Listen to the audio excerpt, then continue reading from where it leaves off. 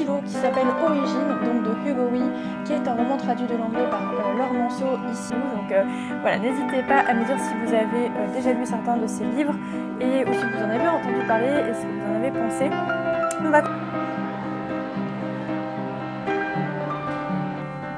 Bonjour à toutes et à tous, bienvenue dans ce nouveau vlog. Je suis aux éditions Actes Sud dans leur petite collection Babel, une grande collection Babel. Numéro de chaque personne qui vient pour les rappeler et tout au cas où. On prête de grandes vertus magiques à ce prétendu bois. Les objets fabriqués dans ce matériau.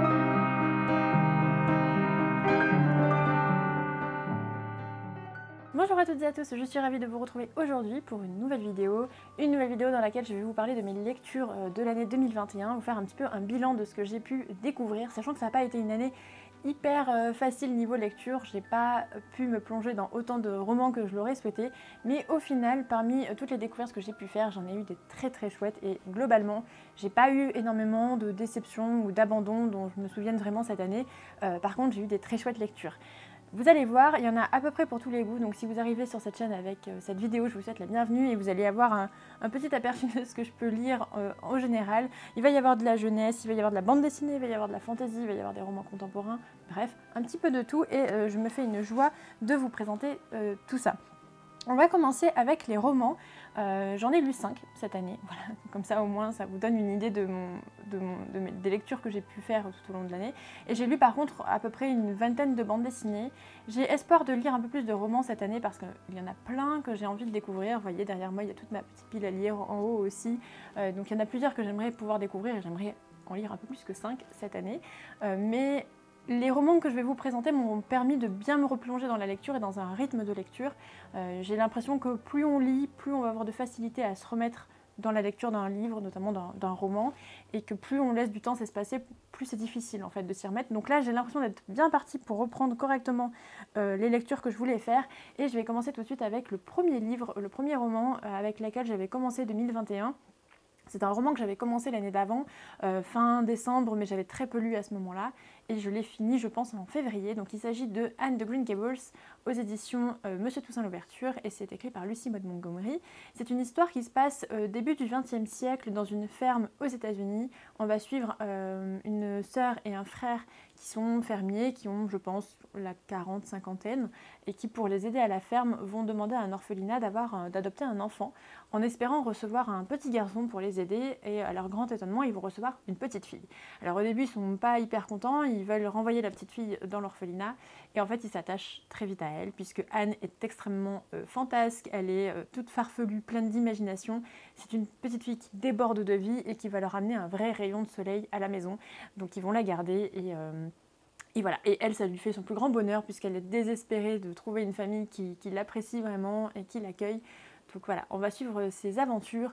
C'est un rythme assez lent, voilà, il ne se passe pas énormément de choses, c'est des petits chapitres du quotidien de sa vie, mais c'est très chouette à suivre, c'est toujours tout doux à lire et donc je vous recommande vivement cette lecture si c'est ce que vous recherchez, un mélange entre de l'historique et les aventures d'une petite fille. Ça m'a fait un petit peu penser quand j'étais petite, lorsque je regardais La petite maison dans la prairie ou que je lisais Les malheurs de Sophie par exemple. Voilà, il y a un petit peu de cet ordre là. Donc voilà, je vous recommande. Je n'ai pas encore lu la suite, alors je ne sais pas si certains et certaines d'entre vous l'ont déjà lu et si vous avez tout autant apprécié que le premier tome, si vous avez bien aimé le premier tome. Je serais curieuse de savoir parce que j'aimerais beaucoup continuer cette saga littéraire qui a, je crois, au moins 5 ou 7 tomes, je ne sais plus le chiffre exact, mais qui est quand même assez longue. Donc voilà, là le quatrième tome, je crois, sort cette année dans la maison d'édition et tous les livres qu'ils publient me donnent vraiment très envie de les lire, mais la suite tout particulièrement. Ensuite, j'ai lu le tome 2 de Silo, et vous connaissez maintenant mon amour pour Silo, j'en ai déjà parlé dans mon précédent point lecture, mais aussi dans la vidéo dédiée que j'ai faite autour de la saga. Je compte bien lire le 3e tome qui s'appelle Génération en 2022. Silo, c'est l'histoire de Hugo Wee qui a publié de manière auto-publiée sur Amazon sa première nouvelle, une nouvelle de 50 pages qui a eu un succès fou et il a donc écrit la suite. Ce que je trouve chouette, c'est que les éditions Actes Sud, lorsqu'ils l'ont publié en France, ont respecté d'abord un ordre de parution numérique comme ils l'avaient fait pour son roman à la base, et ensuite ils en ont fait une publication en papier et ils ont ouvert leur collection de science-fiction avec Silo notamment. Silo, c'est l'histoire d'un monde post-apocalyptique, plutôt aux États-Unis. On va suivre une population qui vit dans un bunker sous terre, il y a 100 étages, dans une architecture qui ressemble à celle d'un silo. Et donc les populations les plus aisées ou celles qui vont le plus diriger le silo vont être en haut, plus proche de la surface, et tout ce qui est mécanique, entretien du silo, agriculture et compagnie vont être en dessous. Voilà, donc il y a vraiment un système de caste et d'étages par rapport aussi à votre rang social. Et on commence le roman avec le shérif Holston, qui donc est en charge de la sécurité du silo. Il a perdu sa femme l'année d'avant, puisque elle était persuadée qu'il y avait peut-être autre chose en dehors du silo, des choses dont le gouvernement ne parlait pas trop. Et le problème, c'est que émettre le souhait de sortir du silo vous condamne à mort et vous condamne à sortir du silo tout simplement et à ne plus jamais y revenir. Ce qui a été le cas pour sa femme, du coup, qui est partie, et cette idée le ronge depuis plus d'1 an, et à son tour, il décide de sortir, et on commence le roman avec le fait qu'il gravit les marches interminables pour sortir du silo vers on ne sait quoi. Voilà, c'était extrêmement prenant, j'ai adoré ce roman, c'est très prenant, les chapitres sont courts, sont dynamiques, les personnages sont super, vraiment très attachants. Il y en a plein de différents, avec plein de facettes différentes auxquelles on s'attache tous. Moi, tout ce qui est survie, ça me plaît beaucoup, j'aime énormément lire des romans post-apocalyptiques, je trouve que c'est toujours très prenant à lire, et c'est des thèmes qui me parlent beaucoup. Donc voilà, je vous recommande 1000 fois cette saga si vous ne l'avez pas encore lu. J'ai lu La Deuxième Époque, le tome 2 de L'Assassin Royal de Robin Hobb. Bon bah ça c'est pareil, j'en avais fait déjà plusieurs vidéos autour de cette saga, mais L'Assassin Royal c'est vraiment une merveille de fantaisie, un grand classique, vraiment qui est une valeur sûre pour moi. L'immersion est totale, les personnages sont hyper attachants. Au début du premier tome, on rencontre Fitz qui a 7 ans et qui est issu d'une relation illégitime entre l'héritier, en fait, l'héritier du trône, chevalerie, et d'une paysanne. Fitz va être élevé pendant 7 ans par sa mère paysanne, complètement loin du trône, et pour ces 7 ans, le grand-père maternel en a absolument marre. Il va renvoyer le petit garçon à la cour du roi et leur dire maintenant c'est votre responsabilité, débrouillez-vous. Voilà, le roman commence comme ça, donc on va suivre ce petit bonhomme qui a 7 ans grandir à la cour du roi, le problème étant qu'il ne peut pas prétendre à faire partie intégrante de la famille royale et être héritier étant donné qu'il a une position de bâtard. Vraiment, c'est le titre qui lui est donné. Et il va quand même être pris sous l'aile du roi pour devenir l'assassin royal, l'assassin du roi, et être un peu dans toutes les intrigues de la cour et des guerres qui se jouent tout autour du royaume. Ce que j'ai beaucoup aimé, c'est toute la justesse qu'il y a dans le traitement de la magie. Il y a plusieurs types de magie. C'est jamais trop surnaturel, c'est vraiment lié au corps, à l'esprit. Ça pourrait tout à fait être... c'est tout à fait palpable comme magie, je trouve. En tout cas, on se l'imagine très très bien. Ce qui est drôle, c'est qu'on va suivre ces personnages sur très très longtemps, vraiment de très longues années de leur vie.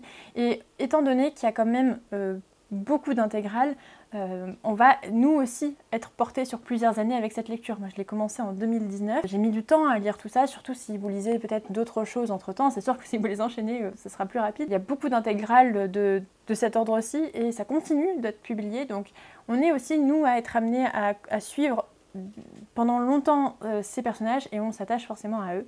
Donc voilà, ça je vous recommande si vous cherchez de la fantaisie, c'est vraiment une pépite. J'ai lu le roman contemporain de la rentrée littéraire Mon mari de Maud Ventura, publié aux éditions de l'Iconoclaste, et c'est un roman que j'ai beaucoup aimé. Alors je sais pas s'il fera partie de mes meilleures lectures toujours dans 10 ans, mais en tout cas au moment où je l'ai lu, je l'ai vraiment apprécié, j'en ai beaucoup parlé autour de moi, je l'ai même offert à Noël. On va suivre l'histoire d'une femme qui est complètement folle amoureuse de son mari, d'un amour fougueux, d'un amour adolescent, d'un amour dont elle souffre énormément, puisqu'elle est toujours en train d'essayer de plaire à son mari, même au bout d'une vingtaine d'années de mariage. Avec 2 enfants, elle est toujours dans cette obsession, cette peur de le perdre, et ça va vraiment tourner à la psychose. Elle en est presque effrayante dans les gestes qu'elle fait pour son mari, c'est de la manipulation totale, et d'une certaine manière c'est assez fascinant à suivre. On est dans une position un peu étrange de voyeuriste, confident. La narration est faite de telle sorte que c'est presque un journal intime pour elle. J'ai trouvé la fin vraiment très chouette et qui permet de donné un autre poids au roman et ça m'a beaucoup plu. C'est pas du tout la fin que j'imaginais et je la trouve beaucoup mieux celle-ci.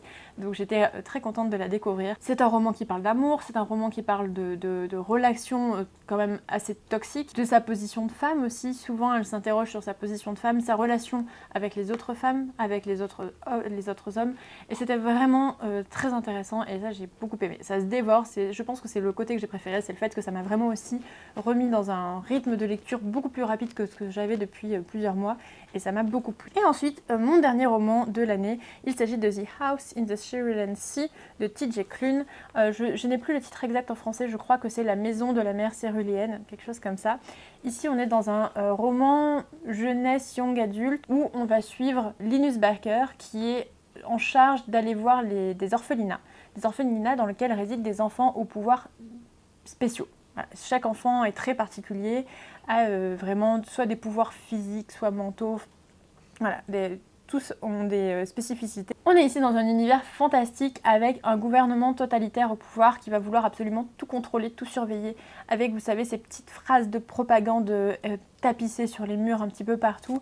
Voilà, on est dans un monde très pluvieux, très pesant pour Linus Baker, qui ne s'épanouit pas vraiment dans sa vie. Il s'investit énormément dans son travail, dans lequel il est très bon, mais il se sent très très seul.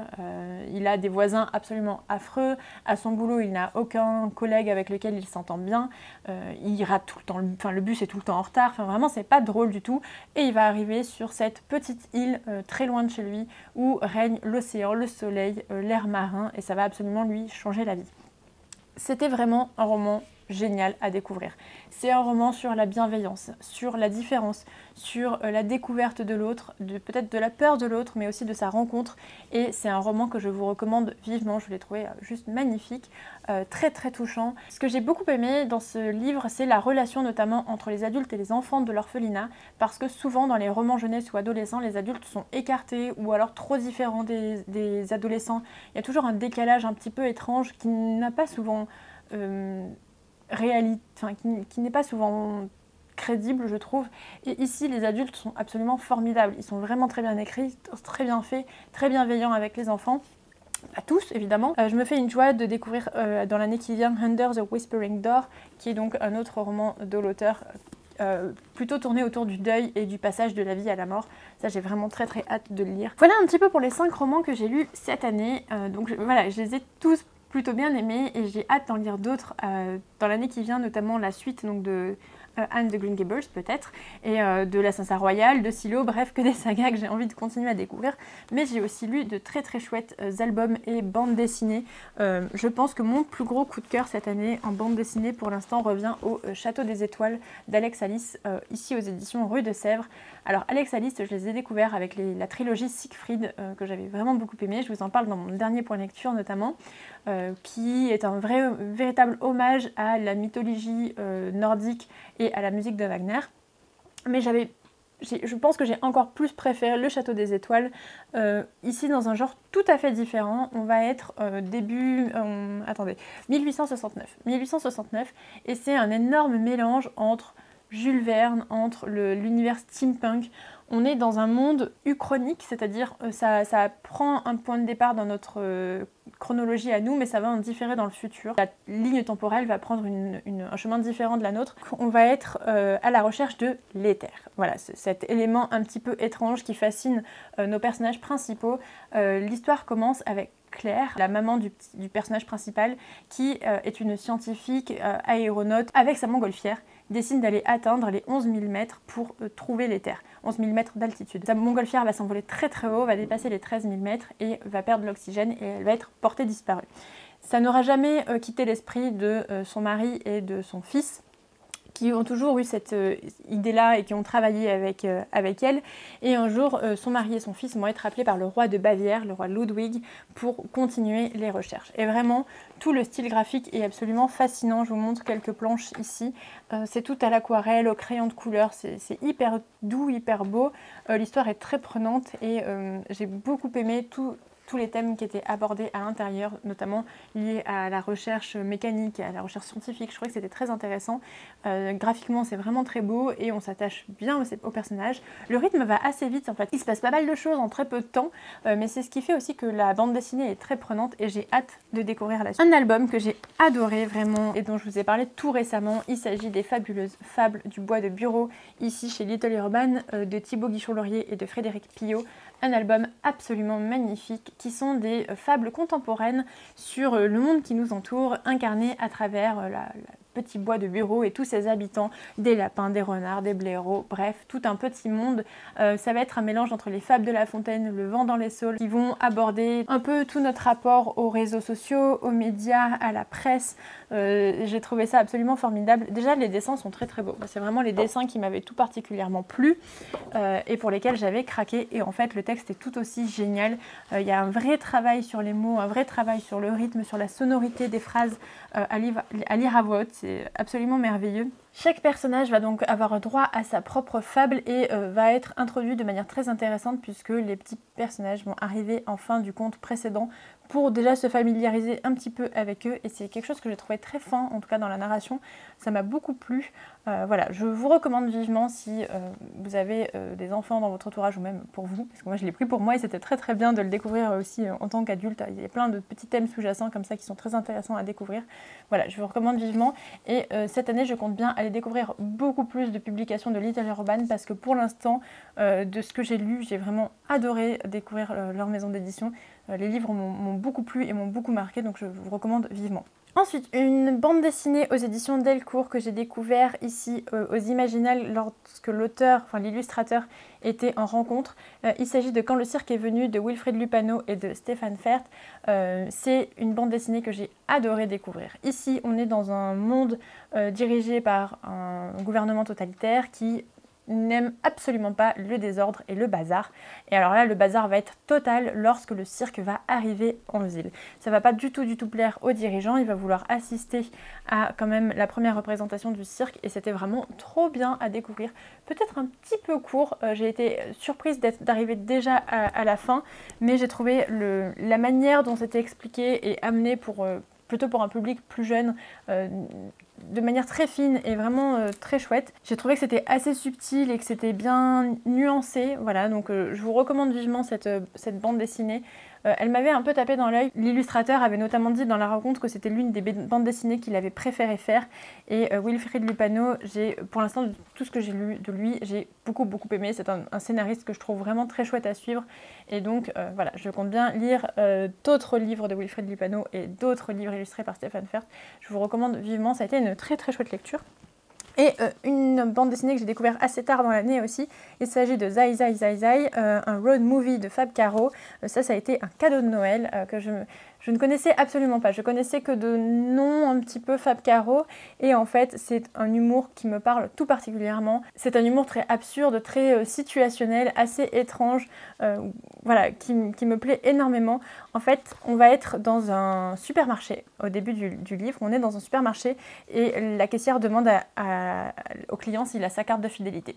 Et il ne l'a pas sur lui et il va être arrêté pour ça. Il va être en fuite dans tout le pays. Tout le monde va lui reprocher de ne pas avoir sa carte de fidélité. Et ça met des situations tellement absurdes, mais vraiment très drôles. Moi, ça m'a beaucoup plu. C'est un style de dessin très particulier et un humour assez particulier. Je vous invite à aller voir quelques pages pour voir si ça peut vous plaire ou pas. Je peux comprendre que ça ne plaise pas à tout le monde puisque c'est quand même assez spécial. En tout cas, ça m'a donné énormément envie de lire d'autres titres de l'auteur, clairement. Et ce que je trouve assez chouette, c'est que j'ai commencé cette année The Office, donc une série qui est disponible sur Netflix, la version US, et je trouve que ça se répond pas mal au niveau de l'humour, avec parfois de grands silences, et je trouve que dans cette bande dessinée, les silences jouent beaucoup aussi sur le ton humoristique, et voilà, je trouve que ça fait un bel écho, en tout cas l'un à l'autre, avec ici quand même un côté encore plus absurde, mais toujours aussi chouette. Donc je ne connaissais pas Fab Caro. Si vous avez d'autres bandes dessinées de l'auteur et de l'illustrateur à me conseiller, vraiment faites-vous plaisir, je serais ravie d'aller découvrir tout ça. Voilà un petit peu pour mes meilleures lectures de l'année. J'espère que cette vidéo vous aura plu et vous aura fait découvrir certains livres. Moi j'ai adoré découvrir chacun d'entre eux et je me fais une joie d'aller en découvrir d'autres cette année. J'ai l'impression qu'en 2022, je vais quand même bien continuer sur la suite de ces publications, parce que voilà, c'était beaucoup de tome 1, de tome 2, dont je me fais une joie de découvrir les prochains tomes. Il y a aussi beaucoup de nouveaux auteurs et autrices que j'ai découverts en 2021, dont j'aimerais beaucoup continuer à découvrir les œuvres en 2022, donc on verra de quoi sera faite la nouvelle année par rapport à mes lectures, mais en tout cas j'ai hâte de me replonger tout de suite dans plein d'autres romans. Voilà, n'hésitez pas à me dire vous quels sont vos meilleurs coups de cœur de 2021 et quels sont ceux que vous recommandez à tout prix à découvrir pour les prochains mois. Voilà, j'espère que cette vidéo vous aura plu, je vous souhaite de très très belles lectures, je vous dis à la prochaine, bye!